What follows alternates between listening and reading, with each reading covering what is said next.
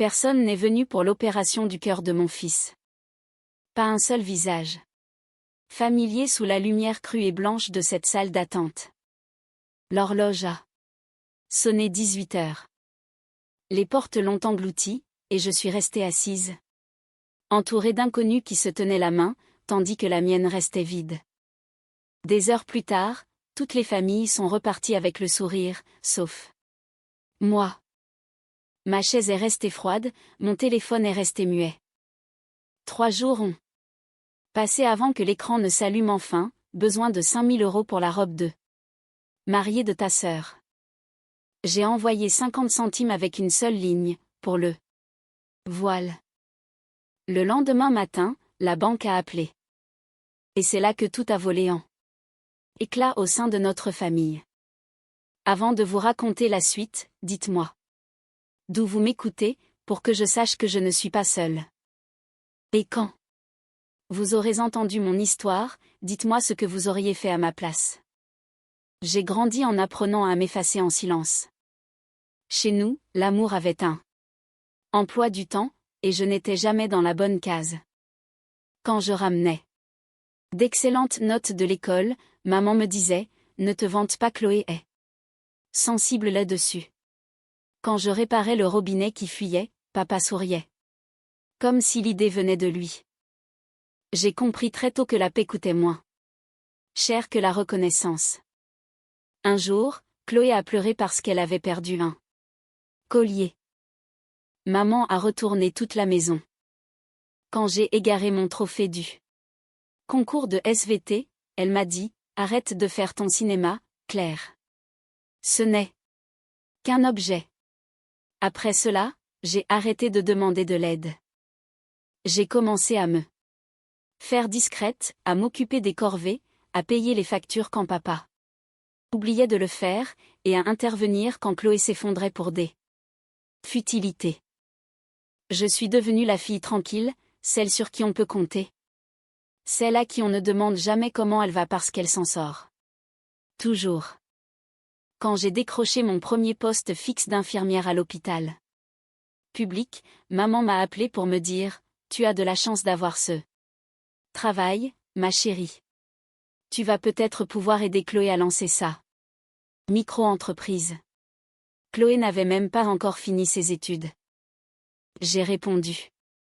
Bien sûr, parce que c'est ce que je disais toujours. Bien sûr.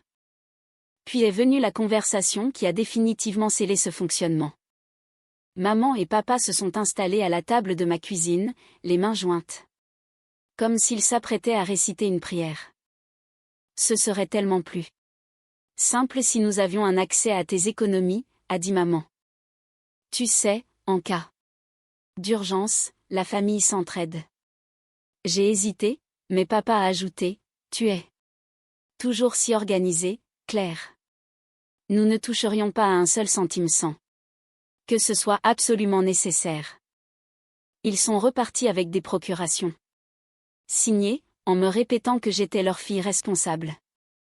Je me souviens de l'odeur du café qui refroidissait entre nous, et du silence pesant après qu'ils ont fermé la porte.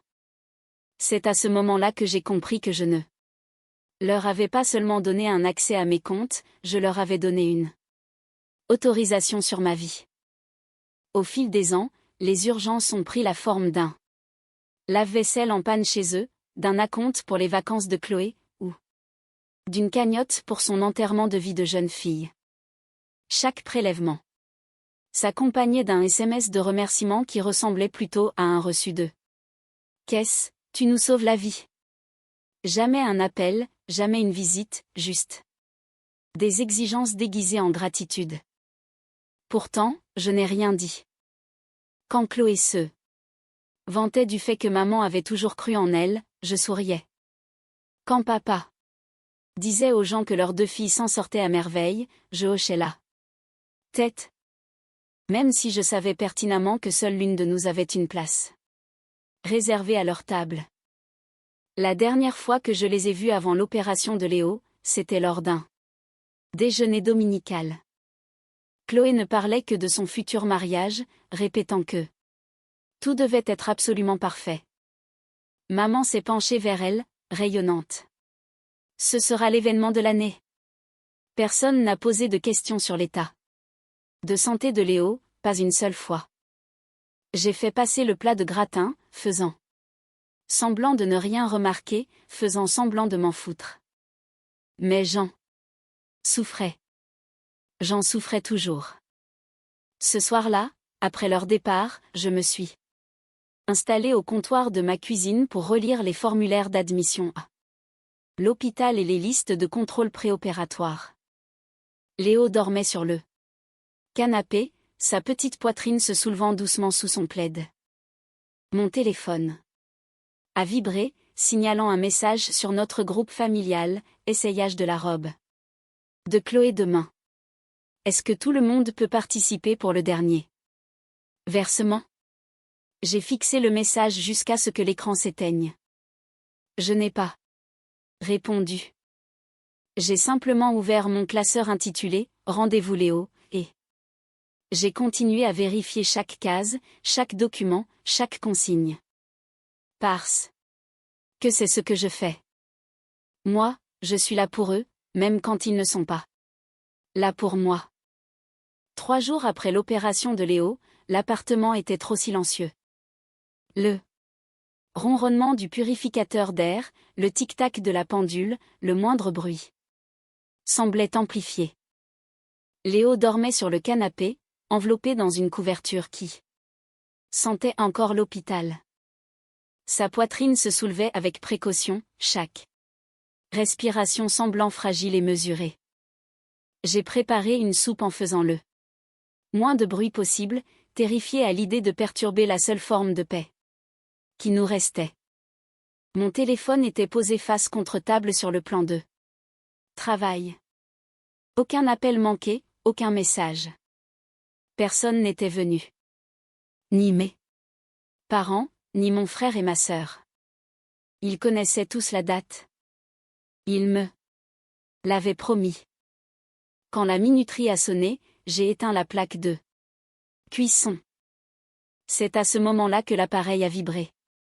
3 vibrations brèves. Un message. J'ai presque souri, pensant que l'un d'eux prenait enfin des nouvelles. J'essuyais mes mains sur un torchon et je l'ai pris, maman. Besoin de 5 000 € pour la robe de mariée de ta sœur.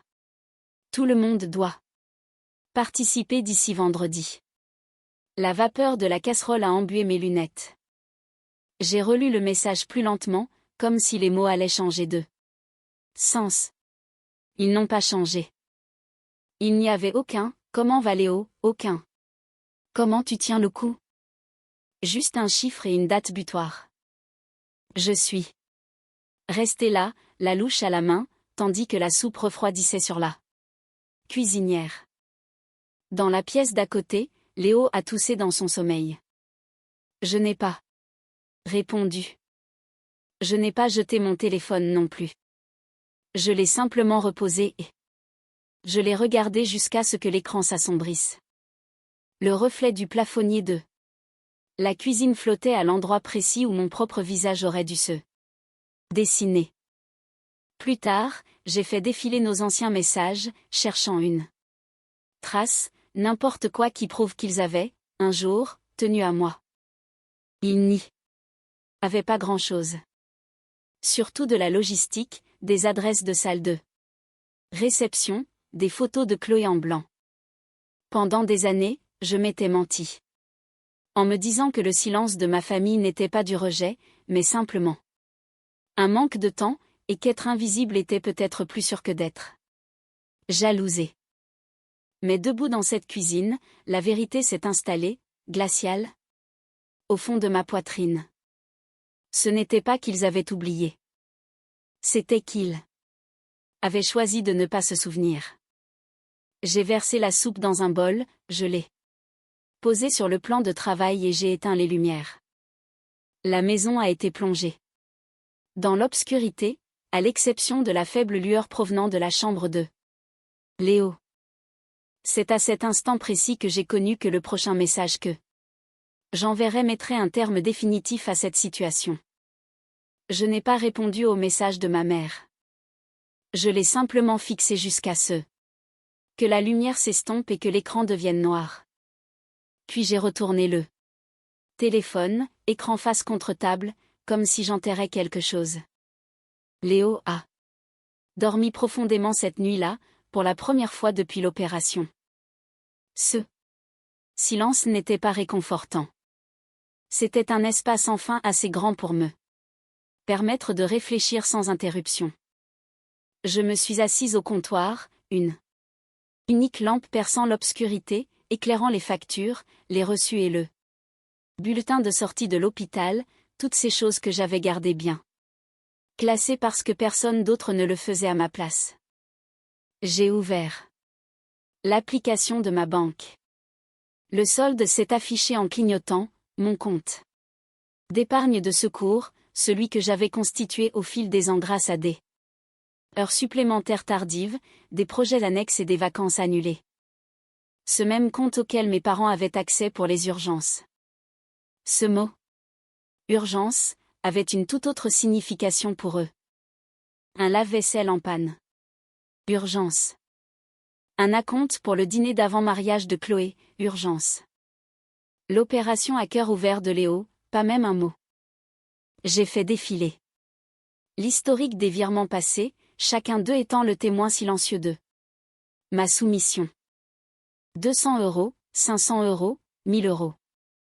Des petits morceaux de ma vie offerts sous l'illusion du devoir familial. J'ai cliqué sur l'icône de virement et j'ai saisi 50 centimes d'euros. Dans le champ du motif, j'ai écrit « pour le voile ». Puis j'ai validé. Le signal sonore de confirmation a retenti doucement, comme une petite clochette. J'ai soufflé par le nez et j'ai éteint le téléphone. Il n'y avait pas encore de satisfaction en moi, seulement un immense calme. Le lendemain matin, une bonne odeur de tartines grillées et de café a envahi l'appartement. Léo était assis à la table de la cuisine, dessinant des fusées au dos d'une enveloppe. « Est-ce qu'on pourra aller voir mamie quand je serai guéri ?» a-t-il demandé. « Pas tout de suite, mon cœur », ai-je répondu d'une voix calme et posée. Ils sont très occupés avec les préparatifs du mariage. Il a hoché la tête, acceptant cette réalité bien plus facilement que je ne l'avais jamais fait. Quand il est parti pour son rendez-vous de suivi médical. Cet après-midi-là, j'ai ouvert mon ordinateur portable. La page de connexion brillait d'un bleu pâle. J'ai tapé mon mot de passe et je suis allé directement dans la gestion des comptes. Le curseur clignotait, en attente. Supprimer la procuration. Clic. Confirmer la suppression pour Martine Moreau. Clic. Confirmer la suppression pour Gérard Moreau. Clic.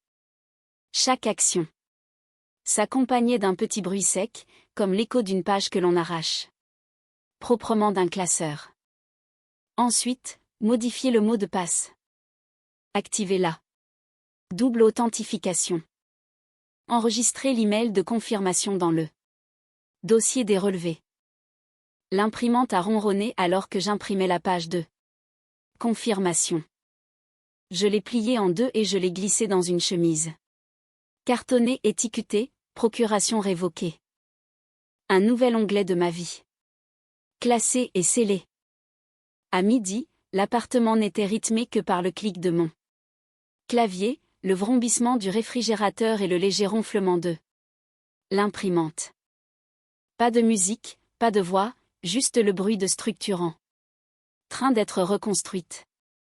À 14h10, on a frappé à ma porte. J'ai reconnu ses coups. Impatient, fort, familier. Julien. Quand j'ai ouvert, il se tenait là, les mains enfoncées dans les poches de son blouson, le regard fuyant. Maman est hors d'elle, a-t-il dit. Elle dit que tu as bloqué son compte. C'est mon compte, ai-je répondu calmement. Il a froncé les sourcils. Elle a dit que c'était l'argent de la famille. Ça ne l'est pas. Chaque euro sur ce compte vient de mon travail. Elle a dit que tu avais promis. J'ai promis d'aider en cas d'urgence. J'ai laissé un silence s'installer. L'opération de Léo était une urgence. Vous n'êtes pas venu. Cette promesse est caduque. Julien a bougé d'un pied sur l'autre, une lueur de culpabilité traversant son regard. Tu aurais pu nous dire à quel point c'était grave. Je vous l'ai dit. J'ai ancré mon regard dans le sien. C'est juste que vous ne vouliez pas l'entendre. Pendant une seconde, mon ancienne habitude a refait surface, l'envie de m'expliquer, d'adoucir mes propos, de le rassurer. Je me suis retenue. Il a soupiré. Maman a dit que tu lui as envoyé 50 centimes. C'est vrai. Il a écarquillé les yeux. Pourquoi? Parce que c'est exactement ce que vaut son intérêt pour nous. Il n'a pas cherché à argumenter. Il m'a simplement regardé comme on regarde une inconnue que l'on a connue autrefois. Puis il est parti. Quand la porte s'est refermée, je me suis appuyée contre un léger expiré. Mon cœur battait régulièrement. Mes mains ne tremblaient pas. Pour la première fois, mon silence n'avait pas le goût de la capitulation. Il avait la force d'une frontière. Ce soir-là, je me suis assise à côté de Léo pendant qu'il dessinait d'autres fusées. La télévision était allumée sans le son, la pièce baignée dans la lumière dorée du soleil couchant. Mon téléphone sur le plan de travail a vibré, affichant des appels de numéros inconnus les uns après les autres. Je n'ai pas répondu. À la place, j'ai ouvert ma boîte mail. Un message de la banque. Confirmation de modification d'accès. Toutes les autorisations de prélèvement antérieures ont été révoquées. Je l'ai lu 2 fois, puis une 3e. Non. Pas parce que j'avais un doute, mais parce que je voulais graver ce sentiment dans ma mémoire, ce moment précis et silencieux où j'ai repris le contrôle. J'ai imprimé le mail, je l'ai glissé dans le classeur et je l'ai étiqueté « Preuve ». Après le dîner, j'ai bordé Léo. Il s'est endormi au milieu d'une phrase, sa petite main serrée autour de la mienne. J'ai regardé sa poitrine se soulever. Régulièrement, la fine cicatrice captant la lumière de la veilleuse. Cette cicatrice était elle aussi une preuve, celle de sa résilience, et de ce qui méritait vraiment d'être protégé. Dans la cuisine, je me suis versé un verre d'eau en regardant par la fenêtre. De l'autre côté de la rue, les lumières s'allumaient dans les autres appartements. Des familles qui se réunissaient, qui riaient, qui existaient loin de moi. Et pour une fois, cela ne m'a pas fait mal. Parce que ce soir, je n'étais pas exclue. J'avais choisi de m'éloigner. Avant de me coucher, j'ai jeté un dernier coup d'œil à mon classeur, à cette pile ordonnée d'accusés de réception et de signature. La preuve non pas d'une vengeance, mais d'une réparation. J'ai fermé mon ordinateur, éteint la lumière et laissé le silence s'installer. Cette fois, il m'appartenait. Le lendemain matin a commencé comme n'importe quel autre jour, une lumière grise filant à travers les stores, le ronronnement discret du réfrigérateur, et Léo toujours endormi. J'ai versé mon café en observant les volutes de vapeur s'échapper de la tasse, la maison semblant retenir son souffle. Le téléphone a sonné 1 fois, 2 fois, puis s'est arrêté. Quelques secondes plus tard, il a retenti à nouveau. Numéro masqué. J'ai décroché. Bonjour Madame Moreau. Ici Thomas Collin, de la Caisse d'épargne. Son ton était courtois, mesuré. Votre mère est actuellement dans mon bureau. Elle m'indique qu'elle rencontre des difficultés pour accéder à un compte que vous partagez. J'ai fixé le mur, suivant des yeux une fissure qui partait de la plainte. Il n'y a pas de compte partagé, ai-je dit d'une voix égale. Elle disposait simplement d'une procuration. Cet accès a été révoqué. Un silence au bout du fil. Très bien. Elle insiste sur le fait qu'il s'agit d'un compte familial, et non d'un compte individuel. Ce sont mes économies, ai-je répondu. Chaque dépôt provient de mes propres fiches de paie. Il n'y a aucun litige possible. À travers le combiné, j'entendais des voix étouffées, celles de ma mère montant dans les aiguë et désespérée. Dites-lui qu'elle ne peut pas nous prendre notre argent comme ça. Dites-lui. La voix de Monsieur Collin est restée d'un calme olympien. Souhaitez-vous que je lui réexplique les conditions générales de la banque? Oui, s'il vous plaît, ai-je dit. Et je vous remercie de consigner lors de cet appel dans mon dossier. Il a hésité, comme s'il prenait conscience qu'un drame plus profond se jouait là, puis a répondu. Très bien, c'est noté. Un silence, puis un léger clic. J'ai reposé le téléphone. L'horloge murale a fait entendre son tic-tac une fois, 2 fois. Assez fort pour ressembler à des applaudissements dans un théâtre vide. 1 heure plus tard, quelqu'un a frappé violemment à ma porte. Je n'ai pas bougé. Les coups ont redoublé, puis une voix familière a crié à travers le bois. Claire, tu ne peux pas faire ça. Maman est en larmes. C'était Chloé. J'ai entrouvert la porte, juste assez pour lui faire face. Tu as manqué l'opération de mon fils pour faire des dégustations de pièces montées? Ai-je dit. Alors ne viens pas me faire la morale sur les larmes. Son visage s'est décomposé. Ce n'est pas juste.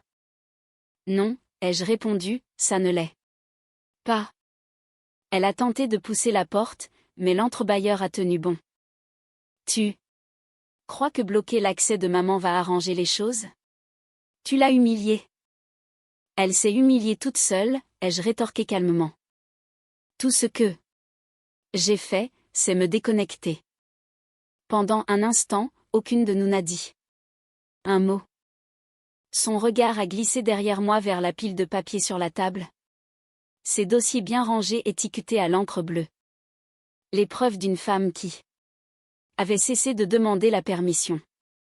Tu es en train de détruire notre famille, a murmuré Chloé.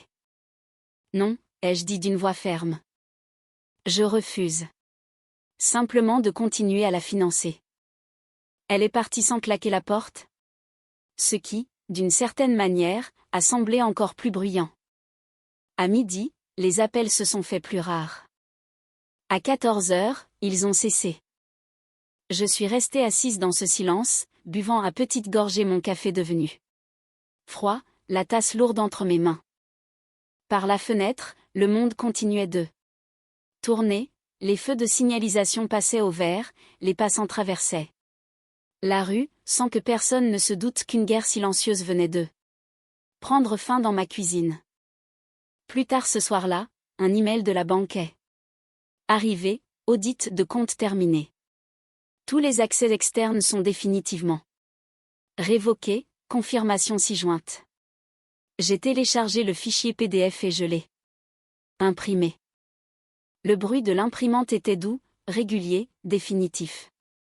Léo s'est réveillé et est arrivé dans la cuisine à pas feutrés, les cheveux en bataille. Et son pyjama tout froissé. Maman, a-t-il dit. Est-ce qu'on pourra faire des crêpes demain matin? Bien sûr, mon grand, ai-je répondu en lui remettant une mèche en place. Il a souri et est retourné se coucher. La maison a replongé dans le silence, mais cette fois-ci, ce calme n'avait rien de vide. Il était mérité. J'ai glissé l'impression de la confirmation dans la chemise. Cartonné étiqueté, preuve, et je l'ai verrouillé dans mon tiroir. Un petit rituel personnel, sans mot dire, mais accompli.